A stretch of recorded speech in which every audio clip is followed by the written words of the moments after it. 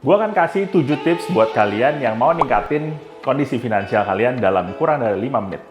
Tips yang nomor 1 adalah catat pengeluaran kalian. Kita kadang-kadang lupa nyatet pengeluaran kita apa aja. Kita cuma inget pengeluaran-pengeluaran yang gede.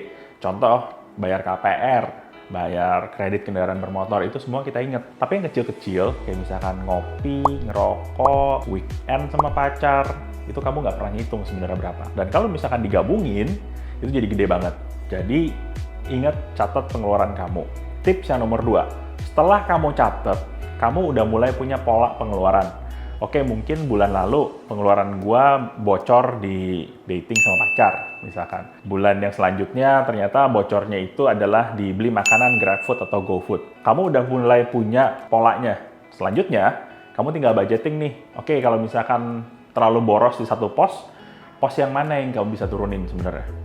Contoh, kalau misalkan gue makan keluar, berarti gue nggak boleh melebihi 500.000 selama 1 bulan. Tips yang ketiga, cari cara supaya kamu bisa ngurangin pengeluaran kamu, supaya nggak lebih dari budget. Contoh, pakai kode promo kalau misalkan kamu belanja di Tokopedia. Dan ternyata gue boros kalau misalkan gue menggunakan transaksi kartu kredit.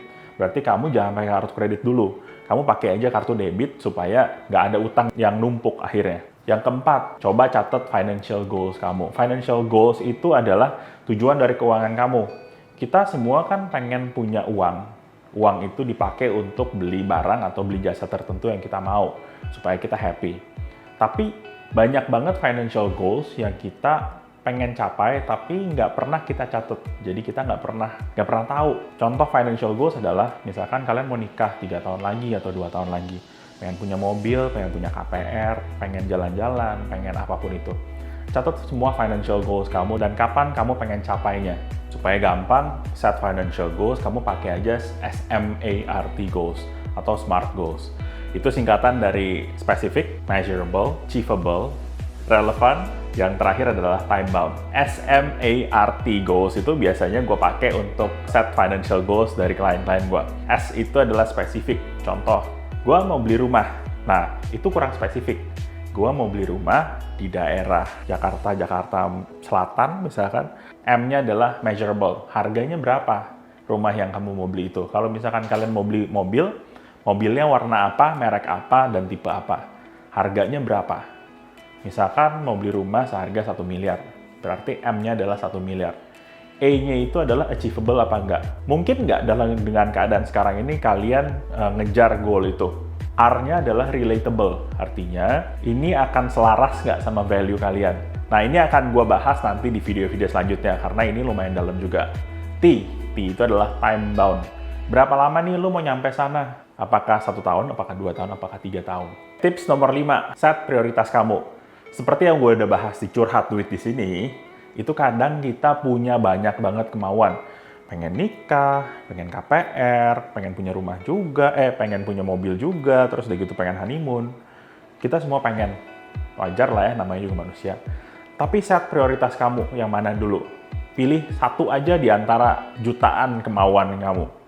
Nah, dari situ kamu bisa fokus untuk ngejar satu dulu.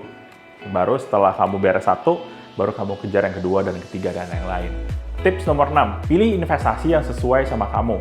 Gue akan bahas soal investasi di video-video selanjutnya, tapi jangan lupa setiap investasi yang kalian lakuin selalu ada resikonya. Dan resiko itu harus sesuai sama pilihan kalian. Oke, investasi ada banyak banget, kita akan bahas di video lainnya. Nah, yang ketujuh adalah yang terakhir, sebisa mungkin kalian otomatisasi keuangan kamu. Coba kamu sisihin dulu duit kamu, jangan nunggu sampai akhir bulan, deket-deket kamu gajian lagi, baru kamu sisihin buat investasi atau untuk tabung. Tapi, sisihin dulu di awal, jangan disisain di belakang.